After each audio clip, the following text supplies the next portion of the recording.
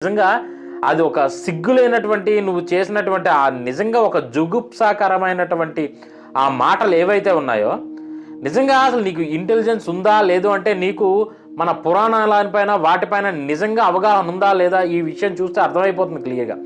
Intellect ఉంటే నీ భాష నిజంగా నియంత్రణలో ఉండాలి. అసలు నీ మాటలు చూస్తుంటే నీ కంప్లీట్‌గా ఇంటెలెక్ట్ అనేది కంప్లీట్‌గా జీరో.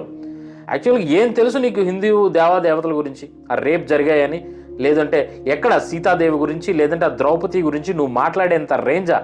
ఆ విధంగా మాట్లాడే అర్హత నీకుందా? ఏమనుకుంటున్నావు నువ్వు హిందూ దేవతల గురించి? అంటే నీ థంబ్‌నెయిల్‌లో టెక్స్ట్‌లు అనుకుంటున్నావా హిందూ దేవతలు? లేకపోతే నీ థంబ్‌నెయిల్‌లో పోస్ట్ చేసే ఫోటోస్ కోసం యూజ్ చేయడానికి వాడే అవి ఏదైనా ఒక ఇదనుకుంటున్నావా? కోట్ల మందికి ఈ దేవతలు నీవెవరైతే పేర్లు తీసావో ఆ దేవతలు కోట్ల మందికి ఆదర్శప్రాయంగా ఉన్నారు ఈ రోజుకి కూడా. వాళ్ళున్నారు అంటే కంప్లీట్‌గా వాళ్ళు చూపించిన